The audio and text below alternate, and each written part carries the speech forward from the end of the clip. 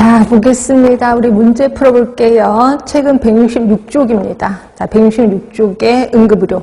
이 중에서 3번 들어갈게요.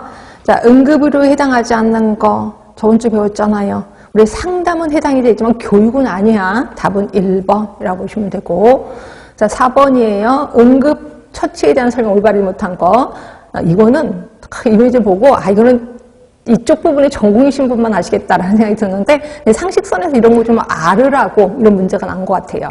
자, 구토하는 환자 얼굴을 옆으로 돌리는 건 아시죠? 왜? 구토할 때 그냥 내두면 이 구토 물이 그대로 기도로 들어가서 기도를 막히거든요. 그래서 구토하면 옆으로 고개를 돌리라는 거예요. 그리고 머리를 발보다 낮게 해서 엎어 눕힌다. 이 엎어 눕히는 게 좀 찝찝하긴 한데 머리를 발보다 낮게 하는 이유가 뭐야?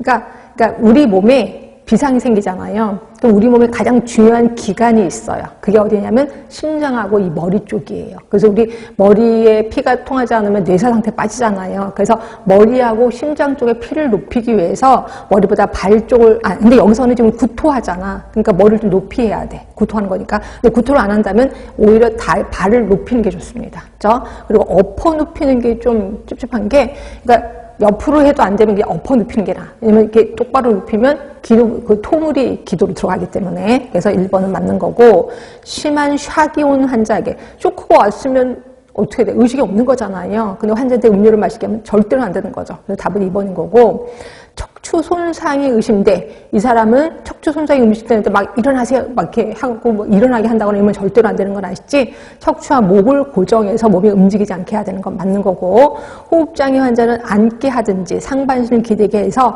발을 뻗어 편한 자세를 취하게 한다는 거죠.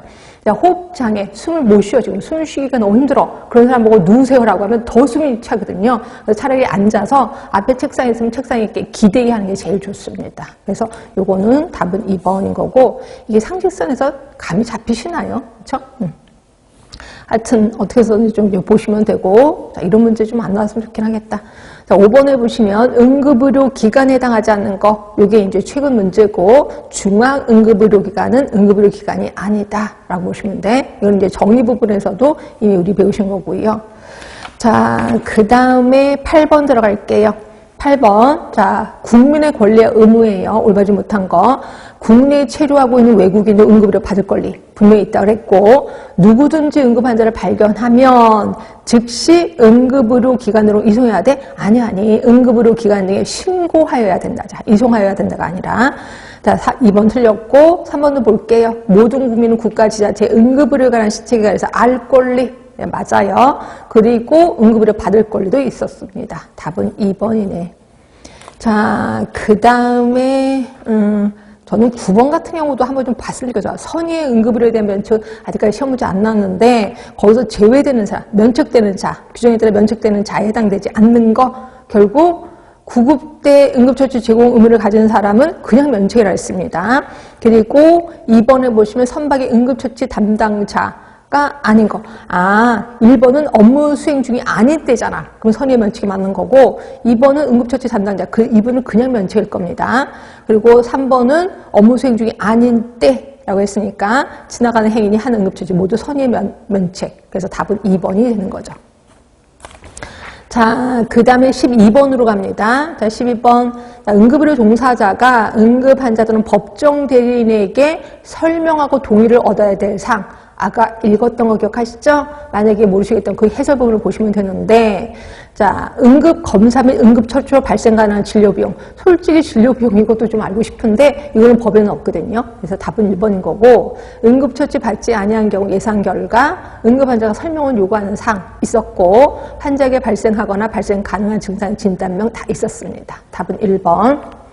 자, 13번이에요. 아까 기억하시죠? 의사결정 능력이 없는 응급 환자의 법정 대리인에게 설명하고 동의를 받으려고 했는데 동의를 못 받았어. 그럼 어떻게 해야 된다고? 의료인 한 명의 동의를 얻어서 의학적 판단에 따라 응급의료를 시행하는 거죠. 답은 4번이에요. 자, 15번입니다. 자, 응급의료 종사자의 권리와 의무예요. 가장 올바른 거.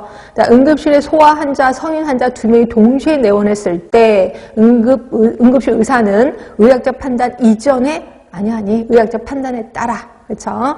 그 다음에 2번 응급의료 종사자가 의사결정 능력이 없는 법정대인으로부터 응급의료에 대한 동의를 얻지 못했어? 그러면 의료인 한 명 이상의 동의. 괜찮지 않아요? 예, 답은 2번 같고요. 자, 3번 의료기관의 장은 응급환자 이송에 든 비용을 청구할 수 있다지. 그 다음에 4번 의료인은 응급환자가 아닌 사람이 응급실을 방문했어. 그럼 응급실이 아닌 의료시설에 진료를 의뢰할 수 있다지. 물론 환자 그럼 보호자의 동의를 얻어서 이긴 하지만 할 수 있습니다. 답은 2번. 자,